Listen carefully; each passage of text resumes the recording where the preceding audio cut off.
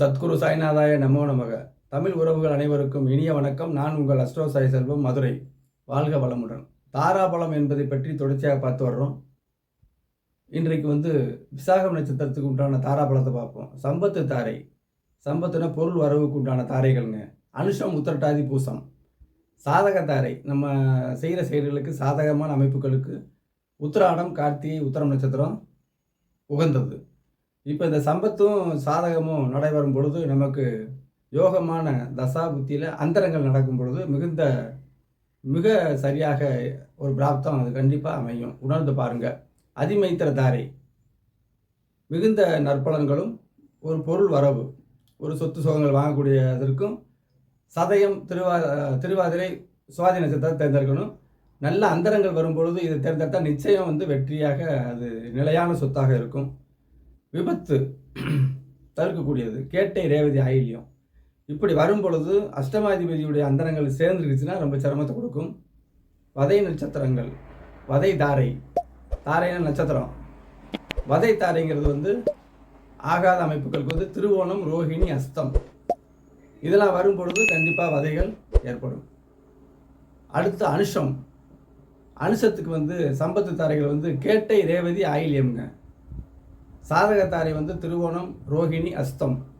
இப்போ இந்த சம்பத்து தாரையும் சாதக தாரைக்கும் யோகமான அந்தரங்கள் தனிப்பட்ட ஜாதகத்தை நடந்துச்சுன்னா அவங்களுக்கு மிகுந்த வெற்றியாக அமையும். அதிமைத்திர தாரை நல்ல விசேஷமான ஒரு அமைப்பு, சொத்து சுகங்கள் சேரக்கூடிய அமைப்புக்கு பூரம், புனர்பூசம், விசாகம் இந்த நட்சத்திரத்திலையும் பொழுதும் நல்ல அந்தரங்கள் மிகுந்த யோகமான அந்தரங்கள் சேர்ந்து ஜாயிண்ட் ஆகும் பொழுது மிகப்பெரிய வெற்றியாக நல்ல சொத்து அமைகிறது அமைப்பை 1க்கு 2 வாங்குற மாதிரி கூட அமையும்.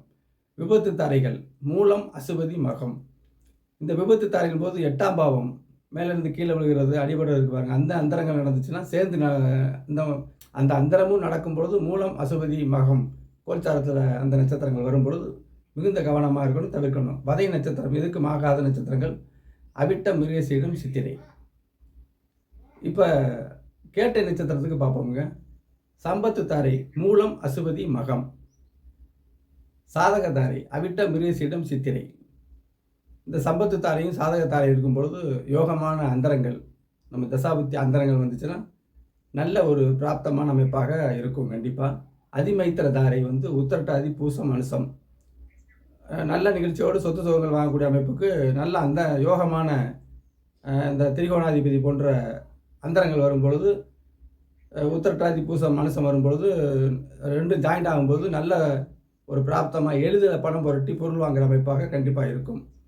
அடுத்து விபத்து தாரை பூராடம், பரணி, பூரம். இந்த விபத்து தாரையும் போது அஷ்டமாதிபதினா 8ஆம் அதிபதி பாவத்துவமாக இருக்கணும். பாவத்துவமாக இருந்து அந்த அந்தரம் நடக்கும் பொழுது விபத்துக்கள் ஏற்படும். அதை தவிர்த்துக்கிறணும்.